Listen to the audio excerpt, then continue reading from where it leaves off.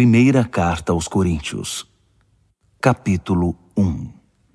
Eu, Paulo, chamado e enviado por Jesus, o Messias, conforme o plano de Deus, com meu amigo Sóstenes, envio esta carta a vocês da Igreja de Deus em Corinto, cristãos purificados por Jesus e separados para uma vida plena de Deus.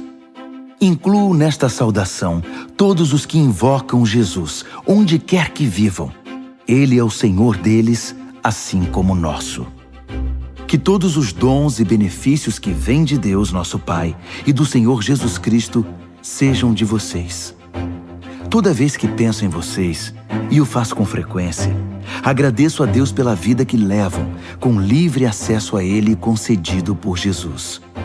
O que aconteceu com vocês é algo que excede a imaginação humana e não pode ser dito em palavras. Cristo pode ser visto claramente na vida de vocês. Basta pensar que vocês não precisam de nada, já têm tudo. Todos os dons de Deus estão entre vocês, que aguardam com expectativa o retorno do Senhor Jesus. Além disso, Deus está com vocês, disposto a mantê-los no caminho, até que todas as coisas sejam acertadas de vez por Jesus. Deus, que conduziu vocês a esta aventura espiritual, compartilha conosco a vida do seu Filho e nosso Senhor Jesus. Ele jamais irá desistir de vocês. Nunca se esqueçam disso. Tenho uma preocupação séria a compartilhar com vocês, meus amigos, pela autoridade de Jesus, nosso Senhor. Tentarei ser o mais direto possível. Vocês precisam aprender a entrar em acordo. Devem ter consideração uns pelos outros, cultivando a vida em comum. Menciono a questão porque alguns membros da família de Chloe me deram uma notícia preocupante, que estão brigando entre vocês. Vou dizer exatamente o que ouvi. Vocês estão criando partidos e declarando: eu estou do lado de Paulo, ou eu prefiro Apolo, ou Pedro é o meu líder, ou eu pertenço ao grupo do Messias. Pergunto a vocês, o Messias por acaso foi cortado em pedacinhos para que cada um de nós tenha uma parte dele? Paulo foi crucificado por vocês? Algum de vocês foi batizado em nome de Paulo? Não participei de nenhum dos batismos de vocês, com exceção dos de Crispo e Gaio. E agora, diante dessa questão, estou feliz de não ter participado. Pelo menos ninguém pode sair por aí dizendo que foi batizado em meu nome. Pensando bem, batizei outra família, a de Estéfanas, mas pelo que lembro foram apenas esses. Deus não me enviou para juntar seguidores meus, mas para pregar a mensagem, anunciar o que Ele tem feito e reunir seguidores dele. Não fui enviado para pregar confiando em minha eloquência, banalizando assim o que importa, a cruz de Cristo. Ela não pode ser reduzida a mero discurso. A mensagem que aponta para Cristo na cruz parece tolice para os que caminham para a destruição. Mas para quem está no caminho da salvação, faz todo sentido. Está escrito: destruirei a sabedoria dominante, mostrarei que quem se acha sábio é louco. Onde acharão alguém verdadeiramente sábio, educado e inteligente na época atual? Deus já não denunciou tudo isso como mera pretensão, palavras sem sentido? O mundo, com sua sabedoria fantasiosa, nem mesmo chegou perto do conhecimento de Deus. Por isso, em sua sabedoria, Deus decidiu usar o que o mundo considera tolice, pregação acima de tudo, para levar os que confiam nele ao caminho da salvação. Enquanto os judeus buscam milagres e os gregos correm atrás de sabedoria filosófica, nós prosseguimos anunciando Cristo o crucificado. Os judeus o consideram uma pedra de tropeço e os gregos um absurdo. Mas para nós, judeus e gregos, pessoalmente chamados por Deus, Cristo é o milagre e a sabedoria absolutos, reunidos numa única pessoa. A sabedoria humana é quase nada comparada com o aparente absurdo de Deus. Toda força humana, nem sonhando, pode competir com a, entre aspas, fraqueza de Deus. Lembrem-se de quem vocês eram quando foram chamados para esta vida. Não vejo entre vocês muitos representantes da elite intelectual, nem cidadãos influentes, nem muitas famílias da alta sociedade. Não é óbvio que Deus deliberadamente escolheu homens e mulheres que a sociedade despreza, explora e abusa? Não é óbvio que Ele escolheu gente do tipo Zé Ninguém para desmascarar as pretensões vãs dos que se julgam importantes? Fique claro que nenhum de vocês pode contar vantagens diante de Deus. Tudo que temos, cabeça no lugar, vida correta, pecados perdoados e novo início, vem de Deus por meio de Jesus Cristo. Daí o ditado: se alguém se orgulha, que se orgulhe por causa de Deus. 1 aos Coríntios, capítulo 2.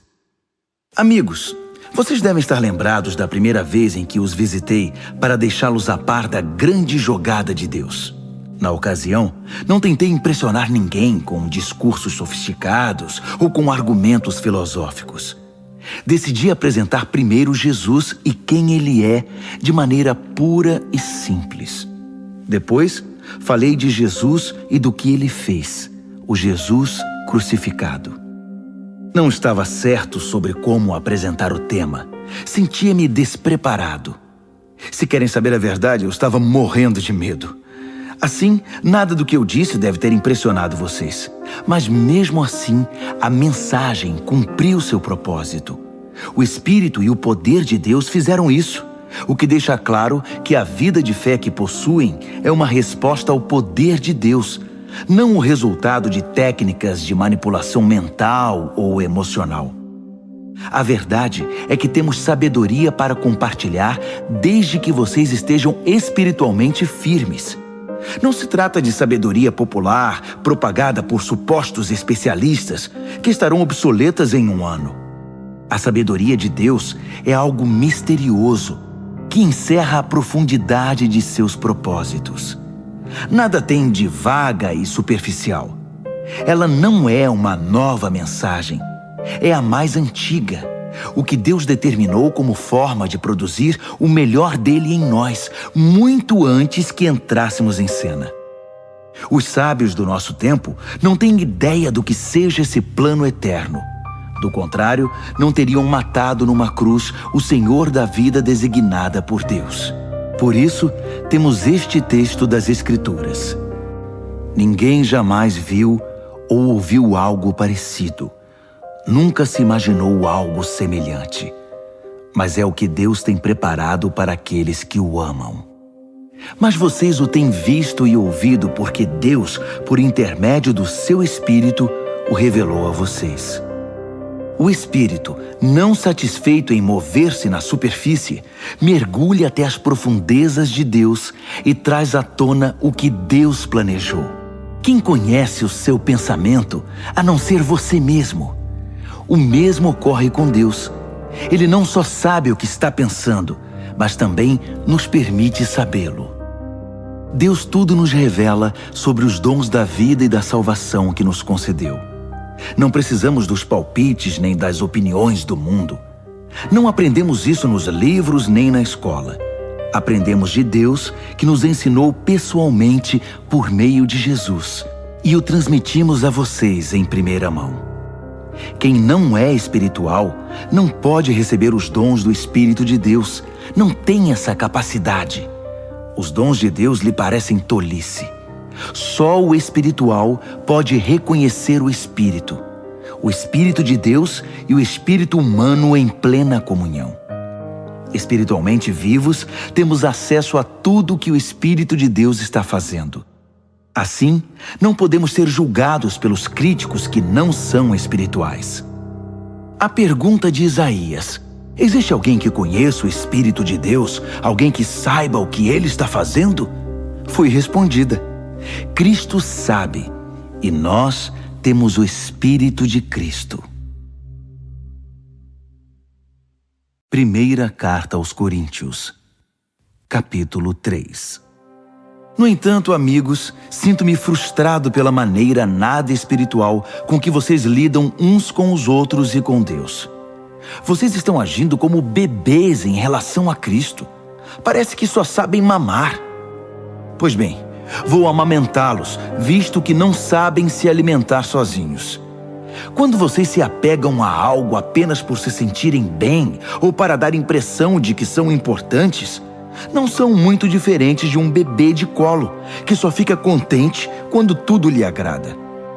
Quando um de vocês diz, estou do lado de Paulo, e o outro diz, eu prefiro Apolo, não está sendo infantil? Quem vocês pensam que Paulo é? Ou Apolo? Somos servos, nós dois, que os serviram enquanto aprendiam a confiar a vida ao Senhor. Cada um de nós cumpriu a tarefa de servo. Eu plantei a semente, Apolo regou as plantas, mas Deus fez vocês crescerem. Não é quem planta, nem quem rega, que está no centro do processo, é Deus. Ele faz as coisas acontecerem. Plantar e regar são trabalhos menores. O que torna essas atividades dignas é o Deus a quem servimos. Vocês são a lavoura de Deus e nós trabalhamos nela. Usando outro exemplo, vocês são a casa de Deus. Usando o dom que Deus me deu de arquiteto, desenhei a planta. Apolo ergueu as paredes. Que cada carpinteiro que venha trabalhar tenha o cuidado de construir sobre o fundamento. Lembrem-se de que há apenas um fundamento já estabelecido: Jesus Cristo. Sejam exigentes ao escolher o material que irão utilizar na obra. Em algum momento haverá uma inspeção. Se tiverem usado material barato, de segunda linha, vocês serão descobertos. A inspeção será rigorosa. Tudo precisa estar de acordo. Se o trabalho de vocês passar na inspeção, ótimo. Se não, a parte de vocês na construção será derrubada. Mas vocês não serão destruídos. Vão sobreviver, mas com dificuldade. Vocês percebem que são o templo de Deus e que o próprio Deus está presente em vocês? Quem destruir o templo de Deus não ficará impune. Estejam certos disso. O templo de Deus é sagrado e vocês são esse templo. Não se enganem. Não achem que são sábios apenas porque acompanham o noticiário. Sejam os desinformados de Deus. Esse é o caminho da verdadeira sabedoria. Gente que o mundo considera esperta, Deus chama de tola. Está registrado nas Escrituras. Ele expõe as segundas intenções dos que andam de nariz empinado. O Senhor vê através da cortina de fumaça dos que se acham. Não quero ouvir nenhum de vocês contando vantagem acerca de vocês mesmos nem de ninguém. Tudo já é de vocês. Foi um presente. Paulo, Apolo, Pedro, o mundo, a vida, a morte, o presente, o futuro, tudo é de vocês, que são privilegiados por estar unidos a Cristo, que está unido com Deus. Primeira carta aos Coríntios, capítulo 4. Não pensem que nós, líderes, somos o que não somos. Somos servos de Cristo, não senhores dele. Não somos guardiões. Nossa responsabilidade é conduzi-los aos mais sublimes segredos de Deus. Os requisitos exigidos de nós são confiabilidade e conhecimento preciso. Pouco importa o que vocês pensem ou digam a meu respeito. Eu não me avalio. Nesse caso, os rótulos são irrelevantes. Desconheço algo que me desqualifique na minha tarefa para com vocês. Mas isso não quer dizer muita coisa. O Senhor é quem faz este julgamento. Assim, não corram na frente do Senhor, tirando conclusões com base em julgamentos pessoais antes de analisar tudo. Quando Ele vier, trará a público segredos que ninguém imagina, motivações interiores, propósitos e orações. Só então ouviremos o muito bem de Deus. Tudo que faço agora é mostrar que todos esses assuntos dizem respeito a Apolo e a mim, para que vocês aprendam a se controlar e não se precipitem em julgar sem ter conhecimento de todos os fatos. É importante analisar todas as coisas do ponto de vista de Deus. Não me agrada vê-los bajulando uns e difamando outros com base em boatos. Pois quem é que realmente conhece vocês, que sabe o que tem no coração? E se conhecesse, descobriria algo de que possam se vangloriar?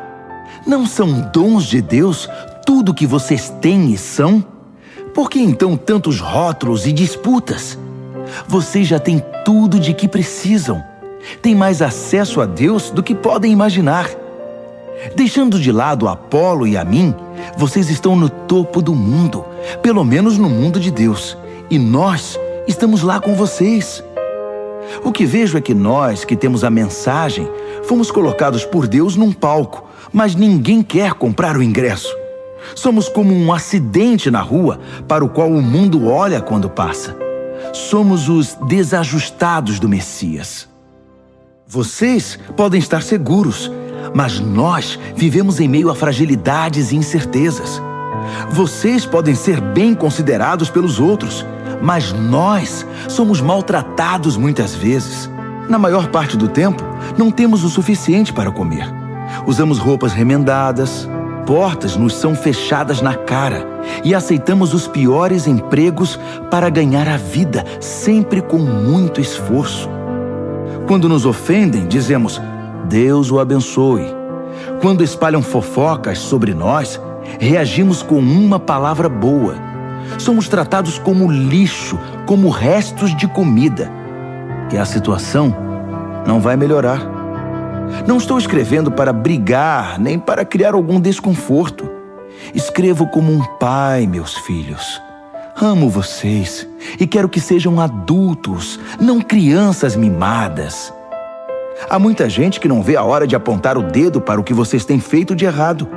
Mas não há muitos pais dispostos a investir tempo e esforço para ajudá-los a crescer. Foi quando Jesus me levou a proclamar a vocês a mensagem de Deus que me tornei o pai de vocês. Não estou pedindo que façam o que eu mesmo já não esteja fazendo. Foi por isso que primeiro enviei Timóteo. Ele também é meu filho querido e fiel ao Senhor. Ele irá refrescar a memória de vocês quanto às instruções que passo regularmente às igrejas no caminho de Cristo. Sei que alguns de vocês são tão cheios de vocês mesmos que nunca ouvem ninguém, muito menos a mim. Mas estarei aí, se Deus quiser, mais cedo do que vocês pensam. E então verei se tudo o que falam não passa de papo furado. Pois o caminho de Deus não é mera conversa, é vida cheia de poder.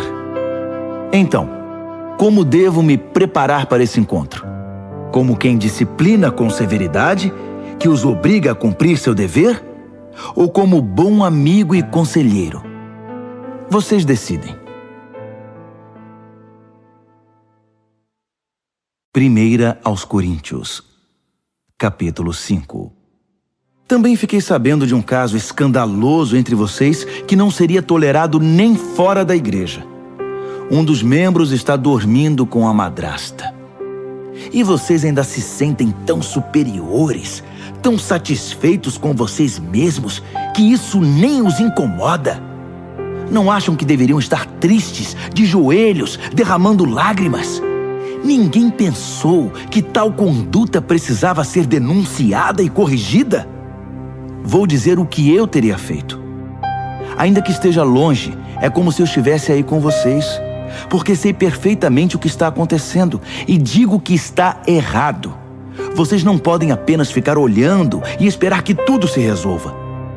Reúnam a comunidade e estarei presente em espírito com vocês. Tratem da questão e resolvam o problema na autoridade de Jesus, nosso Senhor, que estará presente entre vocês. Submetam a conduta desse homem perante todos. Que ele a defenda, se puder. Mas se não puder, que seja excluído, ficando à mercê de Satanás. Sem dúvida será um choque para ele e um embaraço para vocês. Mas é melhor isso do que a condenação. Além do mais, o que importa é estar perdoado diante do Senhor no dia do juízo. A arrogância e a insensibilidade de vocês nessa questão me perturba. Vocês trataram o caso como se nada fosse. O fermento também parece nada, mas leveda rapidamente toda a massa de um pão. Portanto, livrem-se desse fermento. Nossa identidade é pura e simples. Não pode conter ingredientes estranhos. O Messias, nosso Cordeiro Pascal, já foi sacrificado na refeição da Páscoa. E nós somos o pão sem fermento, que faz parte da festa. Portanto, participemos dessa festa, não como pão inchado com o fermento do mal, mas como pão sem fermento, sincero e genuíno. Escrevi na minha carta anterior que vocês não devem se sentir à vontade com quem vive na promiscuidade. Não quis dizer também que vocês não devem ter nenhum tipo de relacionamento com gente de fora da comunidade. O mesmo vale para os corruptos de nenhum tipo e para os religiosos impostores. Para não ter contato com esse tipo de gente, vocês teriam de sair do mundo. Mas estou dizendo que quando um amigo que alega ser cristão se comporta de modo promíscuo ou corrupto, cheio de revolta contra Deus ou contra os amigos, se embebeda ou se torna explorador, vocês não devem agir como se tudo isso fosse normal. Não podem simplesmente conviver com isso como se fosse um comportamento aceitável. Não sou responsável por aquilo que os de fora fazem. Mas será que não temos nenhuma responsabilidade pelos que são da comunidade cristã? Deus tratará dos que são de fora, mas não podemos nos omitir quando nossos irmãos e irmãs saem dos trilhos. Se necessário, temos de limpar a casa. 1 aos Coríntios, capítulo 6. Outra coisa. Como vocês ousam levar um irmão ao tribunal? Se acham que foram prejudicados, faz sentido levar o caso a um tribunal que nada sabe dos caminhos de Deus, em vez de levá-lo à família da fé? Um dia, o mundo inteiro comparecerá perante um júri formado pelos seguidores de Jesus. Portanto, se vocês vão julgar o mundo, não seria melhor tratar desde já dessas questões menores? Nós vamos julgar até os anjos. Por que então não julgar assuntos corriqueiros? Quando há desentendimentos, por que buscar a solução em gente que vocês mesmos não confiam? Digo isso com toda franqueza, para que percebam a bobagem que estão fazendo.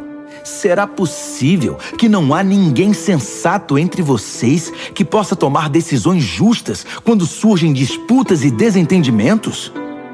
Não acredito. E vocês estão levando o irmão ao tribunal perante gente que nem sequer crê em Deus. Como podem fazer justiça se não creem no Deus da justiça? Batalhas judiciais são manchas na comunidade. Não seria melhor arcar com o prejuízo e esquecer tudo? Agindo assim, vocês estão incentivando mais erros e injustiça e causando mais sofrimento à família cristã. Não percebem que esse não é o caminho de se viver? Os injustos que não se preocupam com Deus não farão parte de seu reino. Quem usa e abusa das pessoas, do sexo, da terra e de tudo que nela existe, não se qualifica como cidadão do reino de Deus. Estou falando de libertinagem heterossexual, devassidão homossexual, idolatria, ganância e vícios destruidores. Alguns de vocês, por experiência, sabem do que eu estou falando, pois não faz muito tempo vocês estavam nessa lista. Mas foram purificados e tiveram uma nova chance oferecida por Jesus, nosso Senhor e Messias, e pelo Deus presente em nós, o Espírito. Só porque algo é correto diante da lei, não significa que seja espiritualmente apropriado. Se eu saísse por aí fazendo tudo que tenho direito de fazer, seria um escravo dos meus caprichos. Vocês conhecem o velho ditado? Primeiro você come para viver, depois vive para comer? Pois bem, pode ser verdade que o corpo seja apenas temporário, mas não é desculpa para entupi-lo de comida ou entregar-se ao sexo. Uma vez que o Senhor nos honra com um corpo, honremos também a Ele com o nosso corpo. Deus honrou o corpo do Senhor, levantando-o do túmulo. Ele usará o mesmo poder para ressuscitá-los. Até lá, lembrem-se de que nosso corpo foi criado com a mesma dignidade do corpo do Senhor. Vocês não levariam o corpo do Senhor a um prostíbulo, levariam? Espero que não. Sexo é mais do que pele sobre pele. É tanto um mistério espiritual quanto um ato físico. Como está nas Escrituras, os dois se tornam um. Já que queremos nos tornar espiritualmente um com o Senhor, não devemos buscar o tipo de sexo que foge do compromisso e da intimidade, ficando mais solitários ainda. O tipo de sexo que nunca se torna um. Há um aspecto no qual os pecados sexuais são diferentes de todos os outros. No pecado sexual, violamos a sacralidade do corpo, que foi feito para o amor idealizado por Deus para tornar-se um com a outra parte. Ou vocês não sabem que o corpo é um lugar sagrado onde mora o Espírito Santo? Vocês percebem que não podem viver de qualquer maneira desperdiçando algo pelo qual Deus pagou um preço tão alto? A parte física não é mero apêndice da parte espiritual. Tudo pertence a Deus. Portanto, deixem que as pessoas vejam Deus no corpo de vocês e através dele.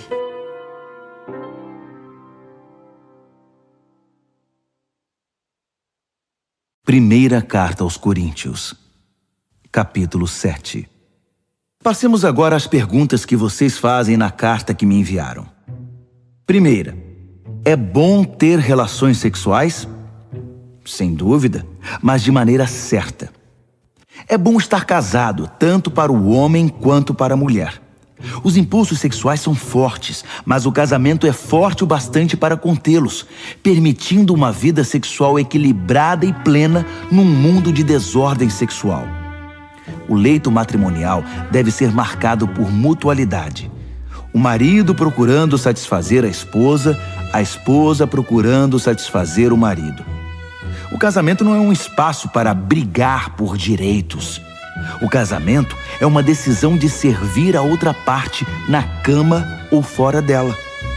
A abstinência sexual é possível por um período de tempo, se ambos concordarem e se for para algum propósito de jejum e oração, mas apenas em ocasiões assim. Depois, voltem um para o outro. Satanás conhece maneiras engenhosas de nos tentar quando menos esperamos. Entendam que não estou ordenando tais períodos de abstinência. Apenas dou o melhor conselho se vocês quiserem proceder assim. Às vezes, penso que seria melhor que todos fossem solteiros como eu. Uma vida mais simples em muitos sentidos. Mas o celibato não é para todos. Assim como o casamento também não. Deus dá a alguns o dom de ser solteiro e a outros o dom de ser casado. Entretanto, digo aos solteiros e viúvos que não estar casado talvez seja o melhor para eles, como tem sido para mim. Mas se não conseguirem conter seus desejos e emoções, devem se casar.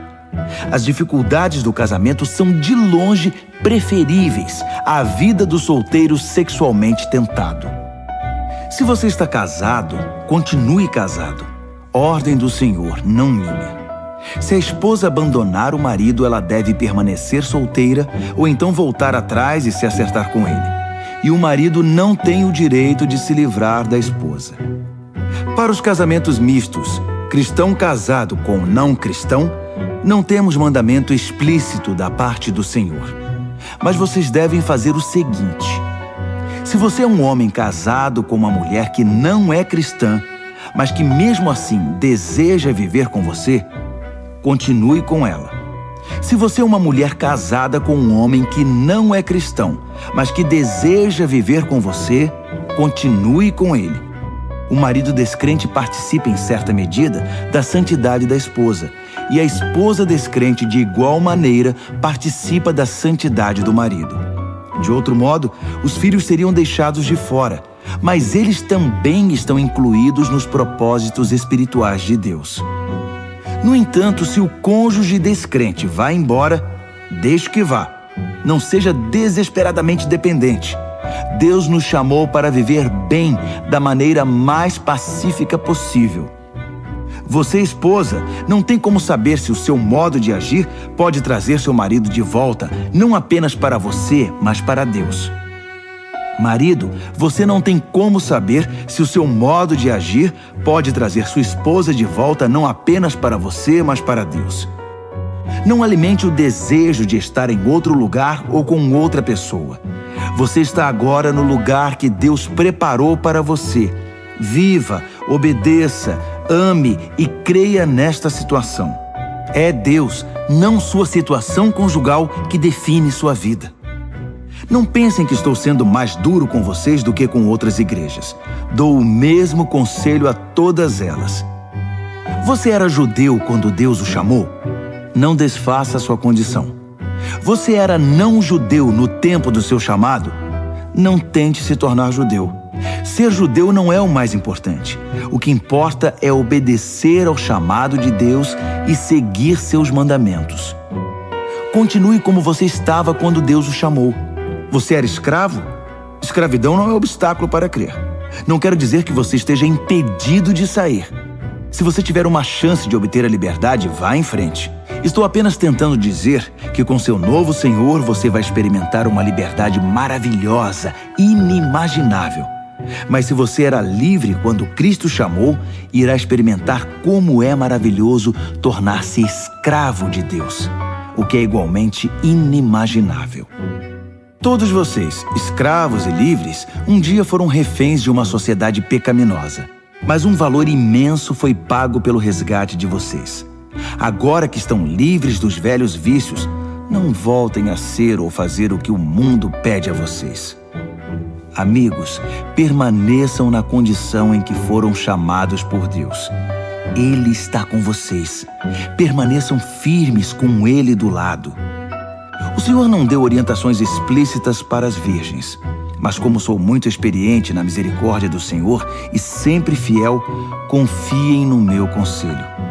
Por causa das pressões atuais que sofremos de todo lado, talvez fosse melhor permanecerem assim. Você está casado?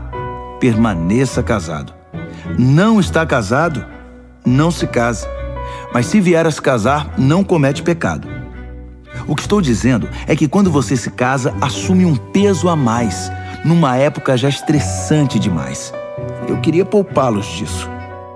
Quero ressaltar, amigos, que o tempo é essencial. Não há tempo a perder. Portanto, não compliquem a vida desnecessariamente. Vivam de maneira simples. No casamento, na tristeza, na alegria, no que for. Mesmo em assuntos corriqueiros, como na rotina diária das compras. Sejam econômicos na escolha das muitas coisas que o mundo tenta empurrar para vocês. O mundo, como vocês o conhecem, está se desvanecendo. Quero que vivam o máximo que puderem, livres de complicações. Quem não é casado está livre para se dedicar unicamente ao Senhor. O casamento envolve a pessoa nos emaranhados da vida doméstica e na necessidade de agradar o cônjuge.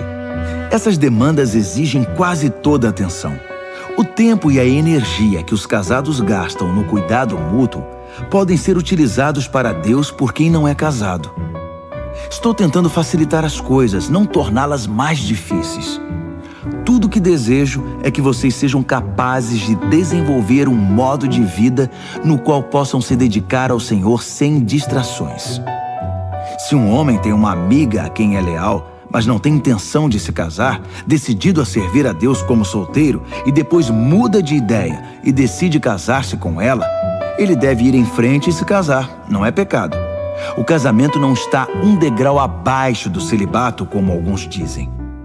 Mas se o homem está bem em sua decisão pela vida de solteiro dedicada a Deus, e for essa sua convicção, não algo que lhe foi imposto, ele deve permanecer assim.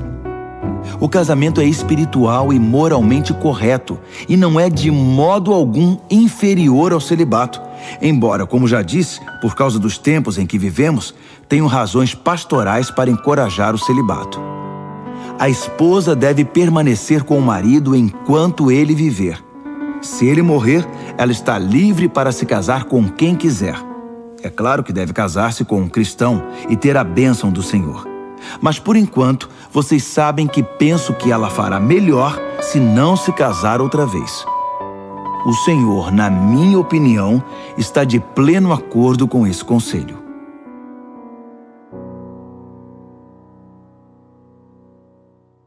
Primeira carta aos Coríntios, capítulo 8. Continue em aberto a questão sobre a carne oferecida a algum ídolo. Será que é correto participar de refeições nas quais esse tipo de carne é servido? Temos a tendência de pensar que sabemos de tudo e que temos a resposta para essa pergunta. Mas o coração humilde pode nos ajudar muito mais do que a mente orgulhosa. Nunca saberemos o bastante até reconhecer que só Deus sabe tudo.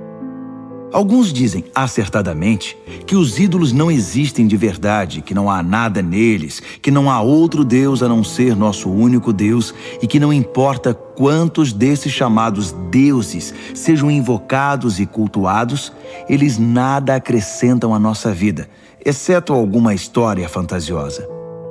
Eles dizem, mais uma vez acertadamente, que há apenas um Deus, o Pai, que tudo nos dá e quer que vivamos para Ele. Dizem também que só há um Senhor, Jesus, o Messias, e que tudo é por causa dele, nós inclusive. Sim, é verdade. Então, pensando logicamente, nada aconteceu à carne quando ela foi oferecida ao ídolo. É como qualquer outra carne. Eu sei disso, e vocês sabem também. Mas isso não é tudo. Se fosse, algumas pessoas iriam achar que sabem de tudo e começariam a menosprezar os outros. O conhecimento verdadeiro não é insensível. Precisamos ser sensíveis ao fato de que não estamos todos no mesmo nível de compreensão. Alguns de vocês passaram a vida inteira comendo carne de ídolo e estão certos de que há alguma coisa na carne que prejudica vocês. Essa mentalidade não vai mudar da noite para o dia. Felizmente, Deus não nos vê pela dieta. Não somos elogiados quando comemos de tudo, nem repreendidos quando não toleramos essa comida. Mas Deus se preocupa quando alguém usa sua liberdade de modo irresponsável, levando algum companheiro de fé a se desviar do caminho, devido à vida que levavam anteriormente. Por exemplo, digamos que vocês se vangloriem da sua liberdade indo a um banquete oferecido em honra aos ídolos, no qual o prato principal seja carne sacrificada a ídolos. Mas essa postura pode representar um perigo para quem ainda luta com a questão, alguém que os considere sábios e maduros.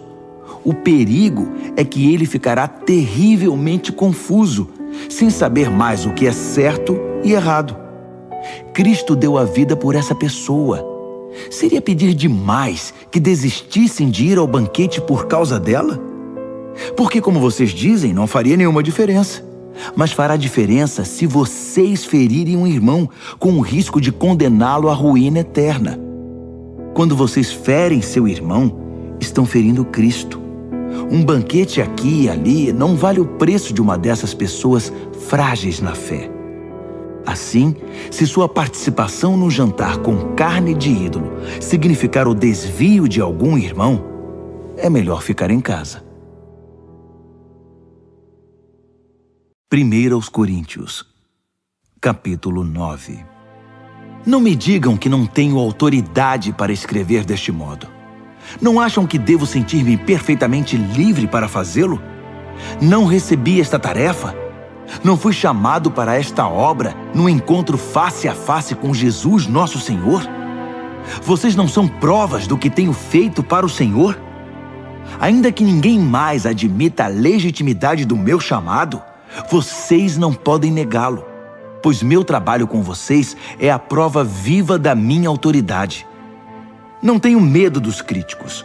Nós que atuamos na obra missionária para Deus, temos direito a acomodações decentes e ao sustento para nós e nossa família. Parece que vocês não levantaram objeção sobre isso para os outros apóstolos, nem para os irmãos do Senhor, nem para Pedro. Então, por que só no meu caso? Será que só Barnabé e eu temos de ir desacompanhados e ainda pagar do próprio bolso? Será que um soldado trabalha por conta própria? Que lavrador é proibido de comer dos frutos do próprio trabalho? Que fazendeiro não bebe o leite de seu rebanho? Não estou exagerando apenas por estar irritado. Tudo isso está escrito na lei de Moisés. Não amordace o boi, impedindo-o de comer os grãos enquanto debulha. Vocês acham que Moisés estava preocupado com o gado? Não acham que a preocupação era conosco? Claro que sim. Lavradores trabalham ansiosos pelo tempo da colheita. Assim, se plantamos sementes espirituais entre vocês, é errado esperar que nos sirvam 1 ou 2 refeições? Outros até exigem isso de vocês. Será que nós, que nunca exigimos nada, não merecemos mais? Mas não vamos começar a reivindicar agora o que sempre tivemos o direito de fazer. Nossa decisão é desistir de qualquer coisa que nos desvie da mensagem de Cristo. Minha preocupação agora é que vocês não usem nossas decisões para tirar vantagem ou privar alguém dos seus direitos. Vocês sabem que quem trabalha no templo sempre teve a garantia de poder viver dos rendimentos da casa de Deus. Também os que oferecem sacrifícios no altar podem se alimentar do que é sacrificado. Seguindo o mesmo raciocínio, o Senhor determinou que quem proclama a mensagem deve ser sustentado por aqueles que creem nela. Mesmo assim, quero deixar claro que nunca peguei nada para mim e que não estou escrevendo agora para exigir alguma coisa. Prefiro morrer a permitir que duvidem de mim ou questionem meus motivos. Se proclamo a mensagem, não é para ganhar alguma coisa. Sou impelido a fazer isso, e ai de mim se não o fizer. Se eu considerasse este trabalho apenas um meio de ganhar a vida, eu esperaria algum pagamento. Mas como não penso assim, pois creio que ele me foi confiado de modo muito especial, por que esperaria ser pago? Então, acham que eu estou ganhando algo com isso? Na verdade, estou. O prazer de proclamar a mensagem sem que vocês tenham de pagar por isso. Vocês não precisam nem bancar minhas despesas. Ainda que eu esteja livre das exigências e expectativas de todos, tornei-me um servo voluntário de todos para alcançar todo tipo de gente. Religiosos, não religiosos, moralistas, libertinos, fracassados, desmoralizados, não importa. Não adoto o estilo de vida deles. Mantenho o meu comportamento baseado em Cristo. Mas entrei no mundo deles e compartilhei da realidade deles. Tornei-me servo em minha tentativa de levar alguns dos que eu encontrei pelo caminho para uma vida salva por Deus. Fiz tudo por causa da mensagem. E não queria apenas falar dela, eu queria estar nela. Todos vocês já foram ao estádio e viram as corridas.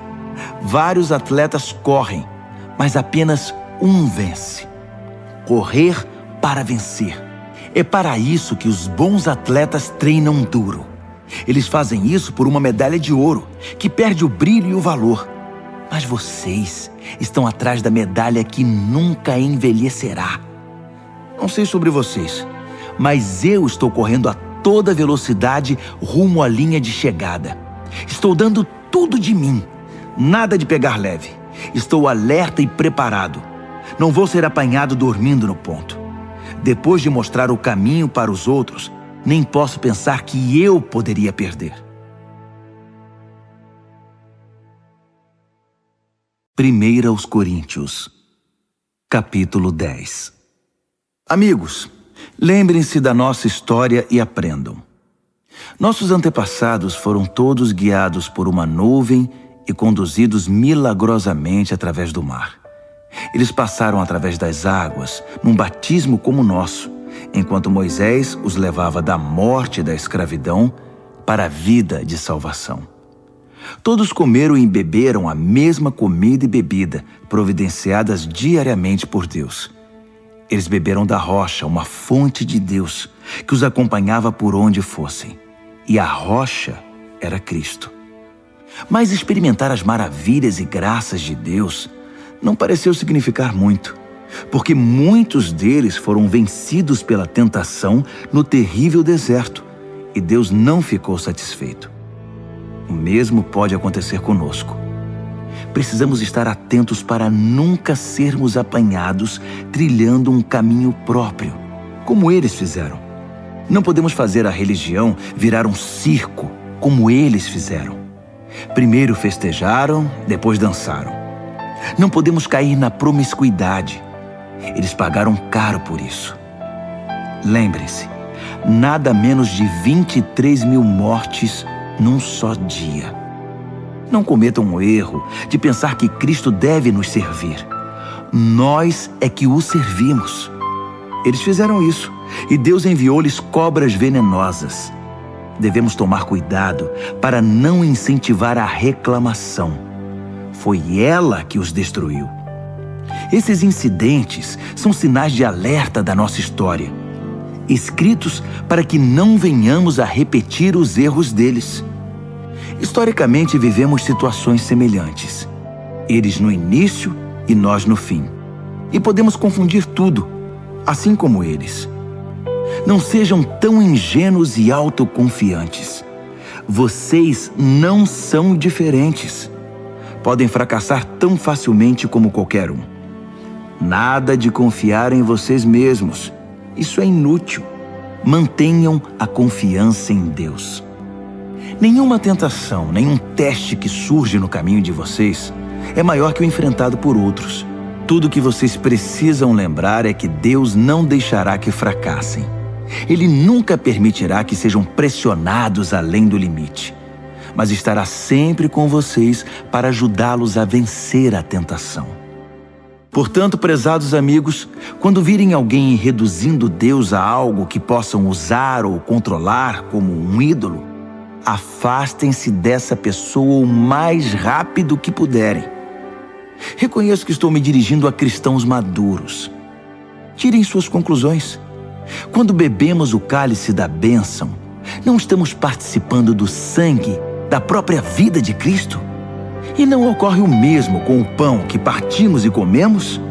Não estamos participando do corpo da própria vida de Cristo?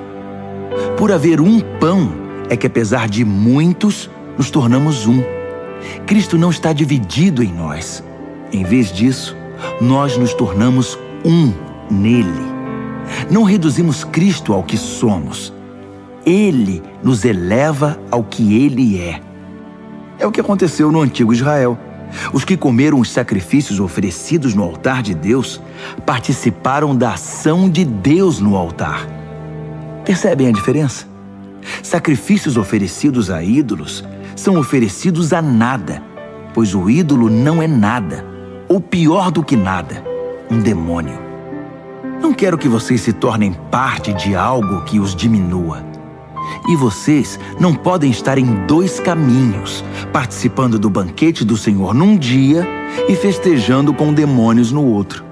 O Senhor não suporta isso. Ele nos quer por inteiro. É tudo ou nada. Acham que podem aborrecê-lo sem prejuízo?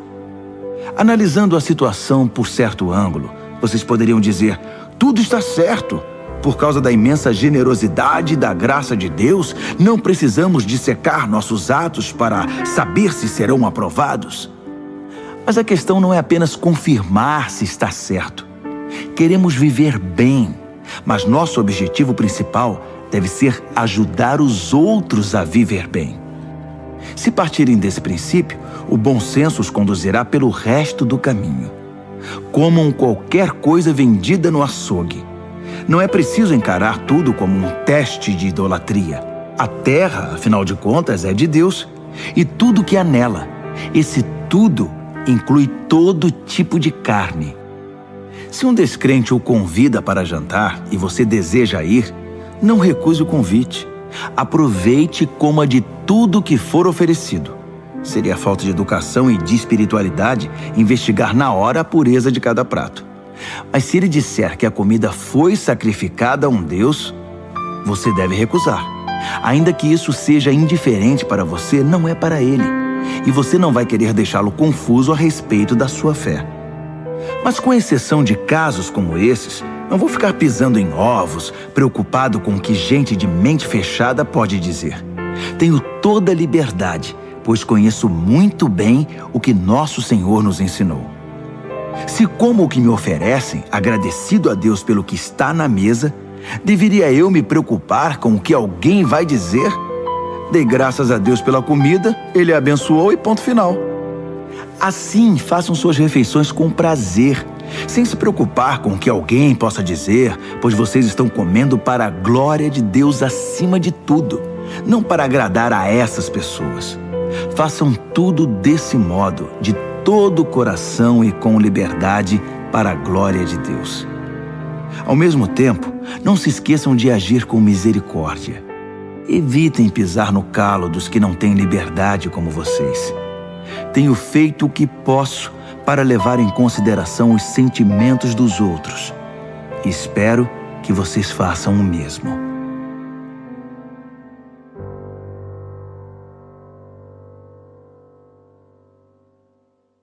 Primeira Carta aos Coríntios, capítulo 11. Fico feliz por saber que vocês continuam a se lembrar de mim e a me honrar, guardando as tradições da fé que ensinei. Toda autoridade verdadeira vem de Cristo. No relacionamento conjugal, existe a autoridade da parte de Cristo para o marido e da parte do marido para a esposa. A autoridade de Cristo é a autoridade de Deus. Qualquer homem que fala com Deus ou sobre Deus sem respeito pela autoridade de Cristo está desonrando o Senhor. E a esposa que fala com Deus sem respeito para com a autoridade do marido está desonrando seu marido. Pior ainda, está desonrando a si mesma. Uma cena lamentável. É como se estivesse com a cabeça rapada. Essa é a origem do costume de a mulher cobrir a cabeça no culto, enquanto o homem tira o chapéu. Com esses atos simbólicos, homens e mulheres que muitas vezes batem de frente um com o outro, submetem sua cabeça ao cabeça, Deus. A propósito, não valorizem demais as diferenças entre homem e mulher. Nem o homem nem a mulher podem caminhar sozinhos ou reivindicar prioridade. O homem foi criado primeiro, como belo reflexo resplandecente de Deus. É verdade. Mas a mulher brilha com mais beleza, tendo por cabeça o seu marido. É verdade que a primeira mulher veio do homem, mas daí em diante todo homem vem de uma mulher. E uma vez que na prática todas as coisas vêm de Deus, vamos deixar de lado essa discussão sobre quem vem primeiro.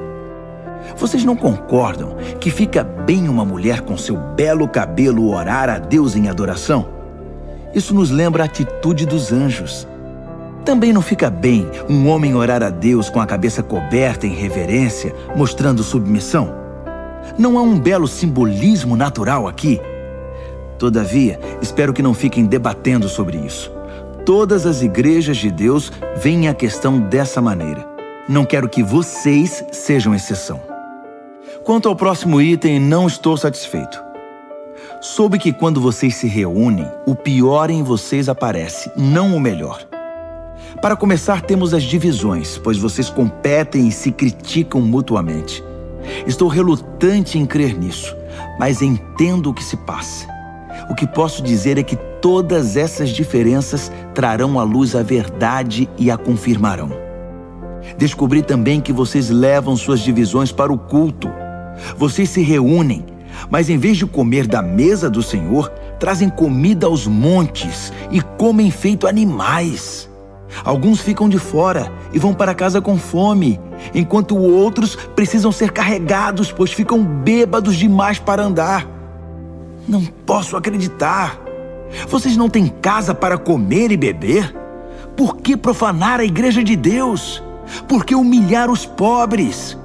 Custa-me acreditar que vocês chegaram a esse ponto. Eu não posso ficar calado. Permitam-me recordar a vocês o que acontece na ceia do Senhor e por que ela é de importância fundamental. Recebi instruções do próprio Senhor e as transmiti a vocês. O Senhor Jesus, na noite em que foi traído, tomou o pão. Depois de dar graças, ele o partiu e disse: "Isto é meu corpo, partido por vocês. Façam isso para se lembrarem de mim." Depois da ceia, ele fez o mesmo com o cálice. "Este cálice é meu sangue, minha nova aliança com vocês. Toda vez que beberem deste cálice, lembrem-se de mim." O que vocês precisam entender é que toda vez que comem esse pão e bebem desse cálice, estão revivendo em palavras e ações a morte do Senhor. E repetirão esse ato até que o Senhor retorne. Vocês não devem permitir que o costume anule a reverência. Quem come o pão ou bebe do cálice do Senhor de modo desrespeitoso é como a multidão que zombou do Senhor e cuspiu nele no momento de sua morte. Vocês querem tomar parte nessa lembrança? Examinem suas motivações. Testem o coração e venham para a ceia com santo temor. Se vocês não pensam no corpo partido do Senhor quando comem e bebem, correm o risco de enfrentar sérias consequências. É por isso que muitos de vocês estão doentes e apáticos, enquanto outros morreram antes do tempo. Se nos corrigirmos agora, não precisaremos ser corrigidos mais tarde. Melhor ser repreendido pelo Senhor agora que enfrentar o castigo depois. Portanto, meus amigos, quando vocês se reúnem na mesa do Senhor, sejam reverentes e educados. Se vocês estiverem com fome a ponto de não poderem esperar para ser servidos, é melhor ir comer em casa. Mas de modo algum transformem a ceia do Senhor em comilança e bebedeira ou em briga de família. Trata-se de uma refeição espiritual, uma festa de amor. Quanto às outras perguntas que vocês me fizeram, responderei pessoalmente na minha próxima visita.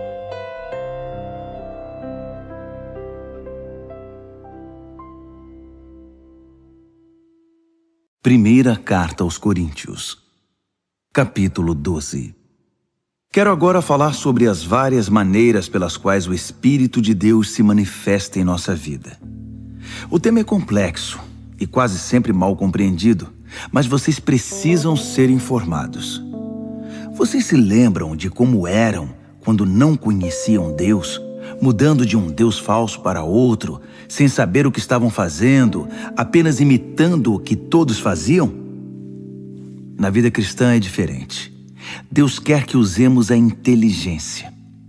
Por exemplo, usando o raciocínio, vocês sabem perfeitamente que o Espírito de Deus jamais induzirá alguém a dizer "Maldito Jesus".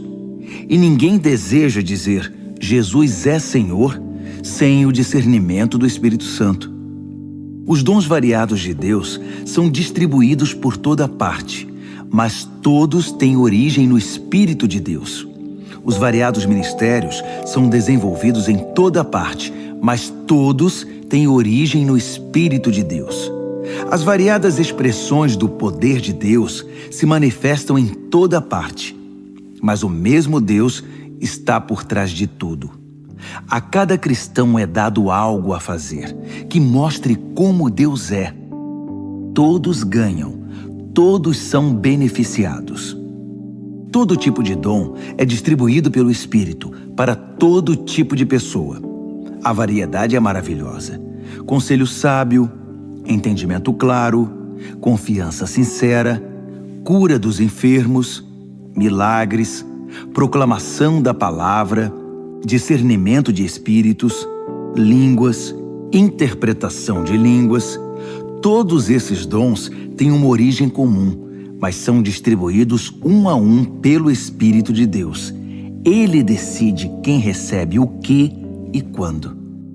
É fácil entender como essa diversidade funciona se olharmos para o corpo humano. Nosso corpo está dividido em muitas partes, membros, órgãos, células. Mas a despeito de tantas partes, ainda é um corpo. Ocorre o mesmo com Cristo. Por meio do seu Espírito único, dissemos a Deus a nossa vida incompleta e sem sentido.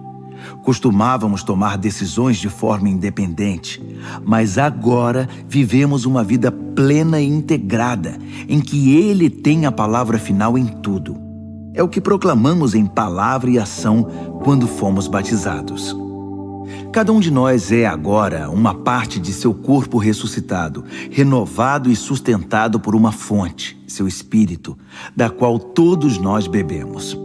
Nossos antigos rótulos como judeu ou grego, escravo ou livre, não têm mais utilidade. Precisamos de algo maior, mais abrangente. Quero que entendam que tudo isso faz vocês terem mais importância. Um corpo não é apenas uma parte ampliada. O corpo é o conjunto de partes diferentes, mas semelhantes em combinação e que funcionam em conjunto. Faz algum sentido o pé dizer: não sou tão elegante quanto a mão, embelezada com anéis, por isso acho que não pertenço a este corpo? Se o ouvido disser: não sou importante como o olho que tudo vê, por isso não mereço estar na cabeça, vocês iriam querer tirá-lo do corpo? Se o corpo fosse todo olho, como poderia ouvir? Se fosse todo ouvido, como poderia cheirar? Mas sendo do jeito que é, podemos perceber que Deus pôs cada parte do corpo exatamente onde quis. Quero também que entendam que a diversidade mantém a importância de cada parte, impedindo que cada um dê valor apenas a si mesmo. Por melhores que sejam, vocês só têm importância por fazerem parte do corpo. Um olho enorme ou uma mão gigante não seria um corpo, e sim um monstro. O que temos é um corpo com muitas partes, cada uma do tamanho apropriado e em seu devido lugar. Nenhuma parte é importante por si mesma. Vocês podem imaginar o olho dizendo para a mão: fora, não preciso de você. Ou a mão dizendo para o pé: você está dispensado, não preciso mais de você. De fato, na prática, acontece o contrário. Muitas vezes, o que é menos proeminente é mais fundamental e também mais necessário. Por exemplo, vocês podem viver sem um olho, mas não sem o estômago. Quando seu corpo sofre, não faz nenhuma diferença se é um membro externo ou interno, maior ou menor. Todas as partes sofrem junto, pois cada parte tem a devida dignidade e importância. No entanto, vocês têm mais preocupação com as partes menos proeminentes. Se vocês tivessem de escolher, não iriam preferir uma boa digestão a um cabelo bonito? O modo pelo qual Deus formou o corpo humano é um modelo que nos ajuda a entender nossa vida comunitária na igreja. Cada parte depende da outra. As partes que mencionamos e as que não mencionamos. As partes que vemos e as que não vemos. Se uma parte se fere, todas as outras partes estão envolvidas. Se uma parte vai bem, todas as outras desfrutam esse bem-estar. Vocês são o corpo de Cristo. É o que vocês são. Jamais se esqueçam disso. Só depois que vocês reconhecem que participam desse corpo, é que a parte de vocês adquire algum significado. Vocês conhecem algumas partes que Deus estabeleceu na igreja, que é seu corpo: apóstolos, profetas, mestres, operadores de milagres, gente com dom de cura, gente com capacidade para ajudar, gente com capacidade de administrar, gente que ora em línguas. Não é óbvio que a Igreja de Cristo é um corpo completo marcada pela diversidade? Nem todos são apóstolos, profetas, operadores de milagres, gente com dom de cura. Nem todos oram em línguas. Nem todos são intérpretes de línguas. Mesmo assim, alguns de vocês ficam competindo, querendo ser uma das partes importantes.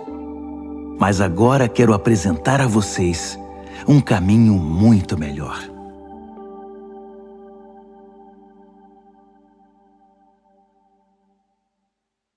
1 aos Coríntios, capítulo 13. Se eu falar com eloquência humana e com êxtase própria dos anjos, e não tiver amor, não passarei do rangido de uma porta enferrujada. Se eu pregar a palavra de Deus com poder, revelando todos os mistérios e deixando tudo claro como o dia, ou se eu tiver fé para dizer a uma montanha pule e ela pular, e não tiver amor, não serei nada. Se eu der tudo o que tenho aos pobres e ainda for para a fogueira como mártir, mas não tiver amor, não cheguei a lugar algum. Assim, não importa o que eu diga, no que eu creia ou o que eu faça, sem amor, estou falido. O amor nunca desiste. O amor se preocupa mais com os outros que consigo mesmo. O amor não quer o que não tem. O amor não é esnobe, não tem a mente soberba, não se impõe sobre os outros, não age na base do eu primeiro, não perde as estribeiras, não contabiliza os pecados dos outros, não festeja quando os outros rastejam. Tem prazer no desabrochar da verdade. Tolera qualquer coisa. Confia sempre em Deus. Sempre procura o melhor. Nunca olha para trás, mas prossegue até o fim. O amor nunca morre. A palavra inspirada um dia será esquecida. A oração em línguas vai passar. O entendimento alcançará seu limite. Nós conhecemos apenas parte da verdade, e o que dizemos a respeito de Deus é sempre incompleto. Mas quando o que é completo chegar, tudo o que é incompleto em nós deixará de existir. Quando eu era bebê no colo da minha mãe, eu balbuciava como qualquer bebê. Depois que cresci, deixei para sempre essas coisas de bebê. Hoje, não vemos as coisas com clareza. Estamos como que num nevoeiro, enxergando com dificuldade por entre a neblina. Mas isso não vai durar muito. O tempo vai melhorar e o sol vai aparecer. Então veremos tudo tão claramente quanto Deus nos vê, conhecendo-o diretamente, assim como Ele nos conhece. Mas por enquanto, até chegar à perfeição, temos 3 coisas que nos guiam até a consumação de tudo: confiança firme em Deus, esperança inabalável e amor extravagante. E o melhor desses 3 é o amor. 1 Coríntios, capítulo 14. Procurem viver uma vida de amor como se a vida dependesse disso, porque de fato depende. Entreguem-se aos dons que Deus dá. Acima de tudo, proclamem sua verdade. Se vocês o louvam quando falam línguas, Deus os entende e ninguém mais, pois vocês estão compartilhando aspectos pessoais, e isso é entre vocês e Ele. Mas quando proclamam sua verdade na linguagem comum, vocês permitem que outros conheçam a verdade e com isso possam crescer, fortalecer-se e experimentar a presença de Deus com vocês. Aquele que ora usando uma língua de oração em particular obtém muito proveito disso. Mas proclamar a verdade de Deus à igreja na língua comum produz crescimento e fortalecimento para a comunidade. Meu desejo é que todos vocês desenvolvam intimidade com Deus em oração. Mas não parem aí. Prossigam e proclamem sua verdade com clareza aos outros. É mais importante permitir o acesso ao conhecimento e ao amor de Deus por meio de uma língua que todos entendem que cultivar a presença de Deus em oração num idioma misterioso. A não ser, é claro, que alguém possa interpretar o que vocês estão dizendo para o benefício de todos. Amigos, pensem bem. Se diante de vocês eu orar de um modo que só Deus entende, que proveito vocês terão? Se eu não falar claramente com alguma instrução, verdade, proclamação ou ensino, não terei nenhuma utilidade para vocês. Se os instrumentos musicais, flautas ou harpas, não são tocados de modo que cada nota seja distinta e esteja no tom, como se poderá identificar a melodia e apreciar a música? Se o toque da trombeta não é nítido, como será possível apresentar-se para a batalha? Então, se vocês falam de um modo que ninguém entende, por que abrem a boca? Há muitas línguas no mundo e todas têm significado para alguém. Mas se eu não entendo a língua, de nada me servirá. Não é diferente com vocês. Já que estão tão ansiosos por tomar parte no que Deus está fazendo, por que não se concentram em fazer o que é proveitoso para toda a igreja? Portanto, quando orarem em língua de oração, não guardem para vocês mesmos a experiência. Orem para poder compartilhá-la com outros. Se oro em línguas, meu espírito ora, mas minha mente fica inativa e não há proveito nenhum. Assim, qual a solução? A resposta é simples. Façam as 2 coisas. Devo ser espiritualmente livre quando oro, mas ao orar, devo também refletir e ser cuidadoso. Devo cantar com o espírito e também com a mente. Se você abençoa usando uma língua de oração que ninguém mais entende, como poderia um recém-chegado que não tem ideia do que está acontecendo saber a hora de dizer amém?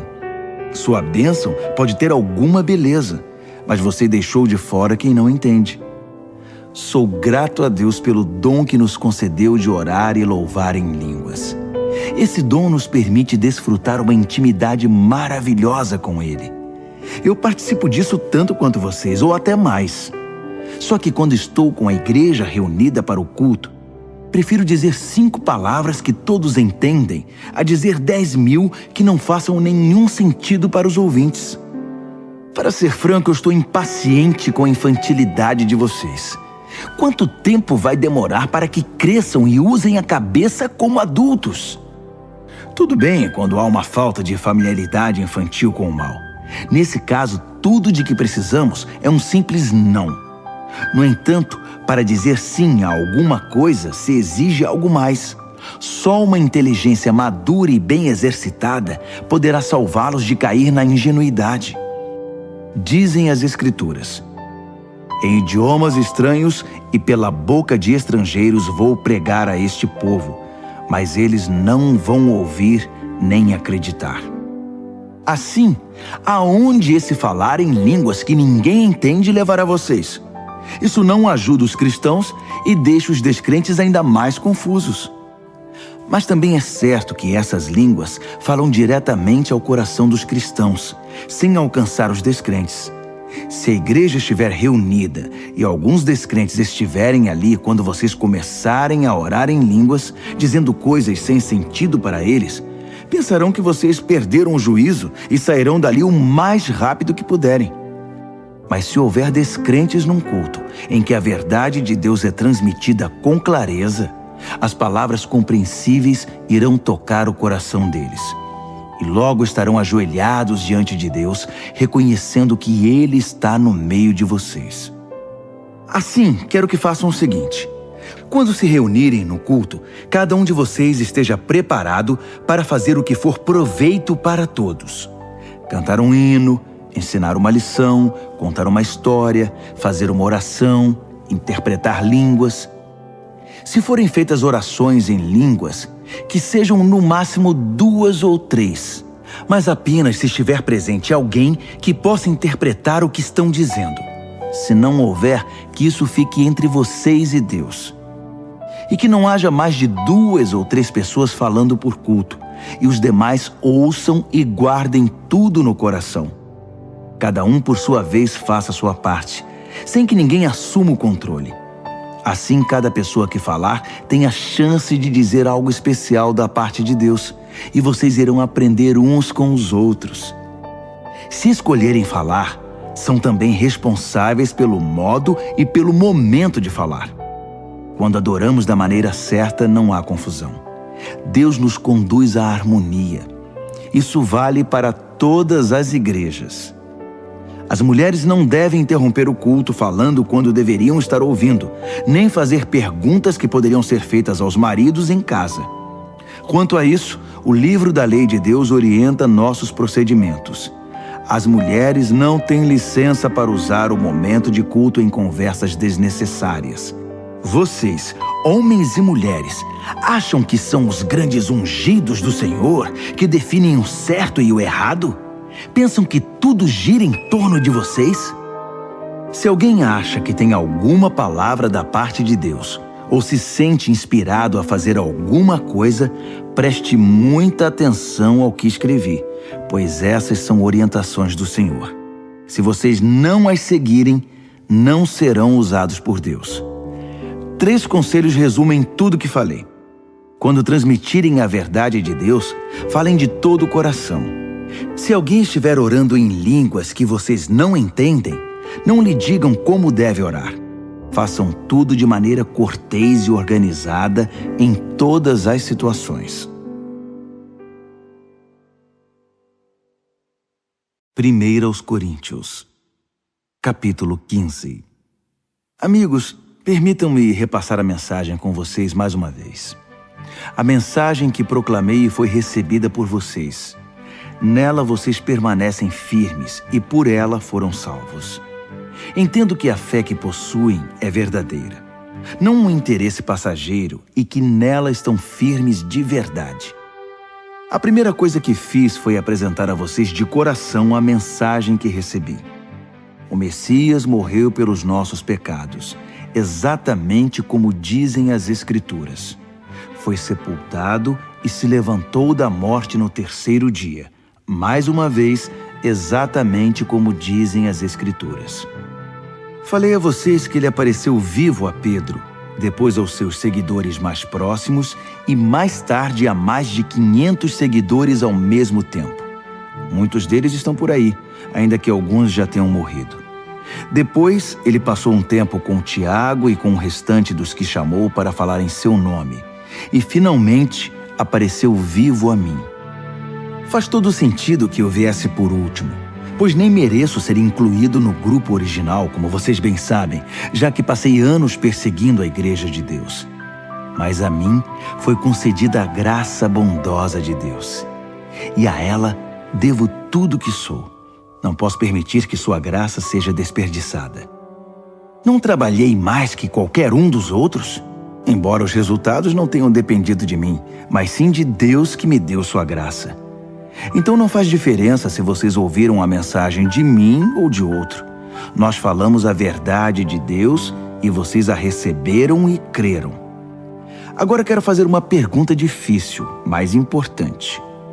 Se vocês se tornaram cristãos crendo que Cristo está vivo, ressuscitado dos mortos, como podem alguns de vocês afirmar que não há ressurreição? Se não há ressurreição, Cristo não está vivo. Se Cristo não ressuscitou, tudo o que ensinamos a vocês está errado, e vocês investiram a vida em uma ilusão. Além disso, se não há ressurreição, somos culpados de mentir a vocês sobre Deus, e tudo o que apresentamos como testemunho de que Deus ressuscitou Cristo não passa de engano. Se os mortos não podem ressuscitar, então Cristo não ressuscitou, porque ele morreu de fato. E se Cristo não ressuscitou, vocês continuam na escuridão, mais perdidos do que nunca. Para quem morreu, é ainda pior, porque morreram esperando a ressurreição em Cristo. Se tudo que temos de Cristo serve apenas para alguns poucos anos de vida, coitados de nós.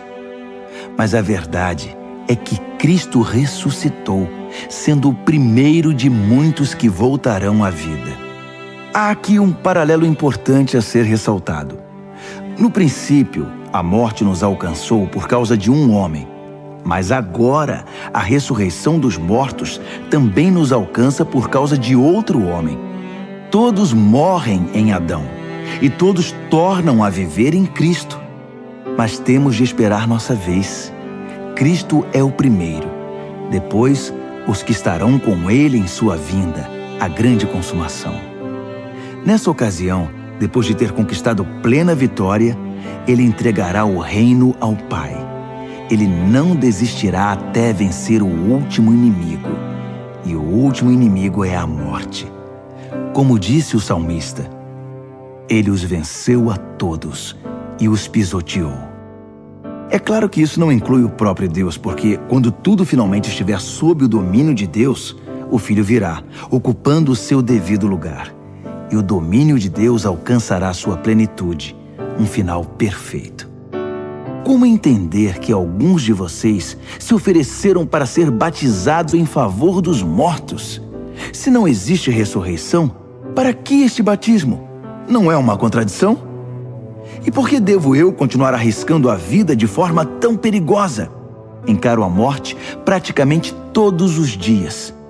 Acham que eu faria isso se não estivesse convencido de que nossa ressurreição está garantida pelo Senhor ressuscitado? Acham que eu estava apenas bancando o herói quando enfrentei feras em Éfeso e por pouco não morri? É a ressurreição que motiva minhas palavras e ações, a minha vida. Se não há ressurreição, deveríamos seguir o ditado: comamos e bebamos que amanhã morreremos. Mas não se enganem, não se deixem levar pela conversa de que não há ressurreição. Lembrem-se, as más companhias destroem os bons hábitos. Pensem bem, Busquem a santidade de vida. Não desprezem a realidade da ressurreição, pois a ignorância a respeito de Deus traz grande prejuízo. A verdade é que uma discussão prolongada como essa é inútil. Um cético pode perguntar: como pode haver ressurreição? Mostre-me. Quero ver com os olhos. Com que esse corpo da ressurreição se parece? Na verdade, essa pergunta é absurda. Isso não se vê com os olhos. Entende-se por uma ilustração. Quando plantamos uma semente, ela morre e logo nasce uma planta. A semente e a planta são bem diferentes. A semente de uma laranja não se parece com uma laranjeira. O que plantamos é diferente do que colhemos. Assim também, o corpo que é sepultado como se fosse uma semente e o corpo da ressurreição são muito diferentes. Observem que a variedade de corpos é impressionante. Assim como há diferentes tipos de sementes, há diferentes tipos de corpos. Corpo humano, corpo dos mamíferos, das aves e dos peixes. Vendo toda essa diversidade, temos uma ideia da glória da ressurreição, pois além dos corpos da terra, há também outros corpos no espaço, o sol, a lua e as estrelas, vistos em sua diversidade, beleza e esplendor. O que contemplamos agora são apenas as sementes antes da ressurreição. Imaginem como serão belas e gloriosas as plantas da ressurreição. A ilustração da semente, que depois de plantada morre e ressurge como planta viva, é, na melhor das hipóteses, uma simples comparação, mas talvez lance alguma luz sobre o mistério do corpo da ressurreição. É preciso, porém, ter em mente que seremos ressuscitados para valer, que estaremos vivos para sempre. O corpo que morre não manifesta beleza, mas quando ressuscitar, será glorioso. Sepultado em fraqueza, ressurgirá poderoso. A semente plantada é natural. Essa semente faz nascer o que é sobrenatural. É a mesma semente, o mesmo corpo. Mas que diferença entre o que morre fisicamente e o que ressurge em imortalidade espiritual. Para prosseguir, devemos voltar a atenção para as Escrituras. O primeiro Adão recebeu a vida. Cristo, o último Adão, é espírito doador de vida. A vida física vem primeiro, depois a espiritual. O início se dá na terra, o desfecho se dá no céu. O primeiro homem veio da terra, e daí em diante os seres humanos são chamados terrenos. O segundo homem veio do céu, e por isso seremos celestiais. Assim como somos o reflexo do que está em nossa origem terrena, seremos o reflexo do nosso desfecho celestial. Amigos, eu preciso enfatizar que a vida natural terrena não nos leva ao reino de Deus. Sua própria natureza é morrer. Portanto, ela não poderia terminar naturalmente na vida do reino que dura para sempre. Mas quero compartilhar algo maravilhoso. Um mistério que talvez eu nunca entenda totalmente. Nem todos os cristãos vão morrer, mas todos serão transformados. O toque da última trombeta soará num piscar de olhos e o fim chegará. Ao sinal da trombeta celeste, os mortos se levantarão para nunca mais morrer, pois a morte perderá seu poder. Do mesmo modo, todos nós seremos transformados. Na ressurreição será assim. O que é perecível será substituído pelo que é imperecível. O mortal substituído pelo imortal. Então fará sentido o ditado: finalmente foi a morte derrotada pela vida. Ó morte, não está agora vencida? Ó morte, quem temerá a que era temida? Foi o pecado que tornou a morte tão terrível. E foi o código legal da culpa que conferiu ao pecado sua influência destruidora. Mas agora, graças a Deus, que por um só ato vitorioso da vida, derrotados estão o pecado, a culpa e a morte. E tudo graças ao nosso Senhor Jesus Cristo. Diante de tudo isso, prezados amigos, Permaneçam firmes. Força! Nada de desânimo. Dediquem-se inteiramente ao trabalho do Senhor, pois nada do que fazem para Ele jamais será perda de tempo.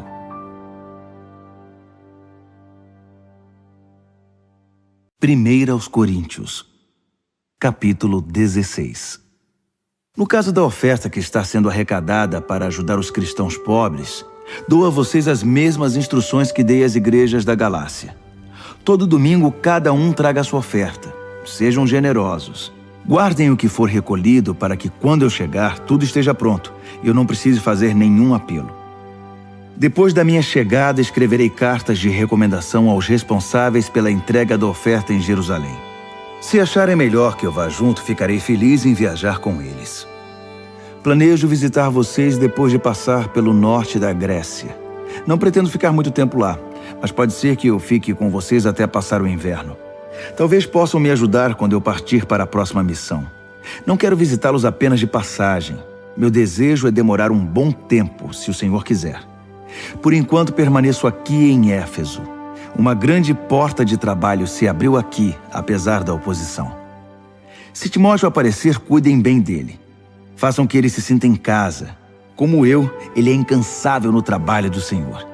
Não permitam que ninguém o menospreze. Depois de algum tempo, enviem-no de volta a mim com a bênção de vocês. Digam-lhe que eu o estou esperando, bem como a quem o estiver acompanhando. Quanto ao nosso amigo Apolo, estou ajeitando tudo para que ele possa visitá-lo. Ele não acha que este é o melhor momento, mas haverá melhor ocasião.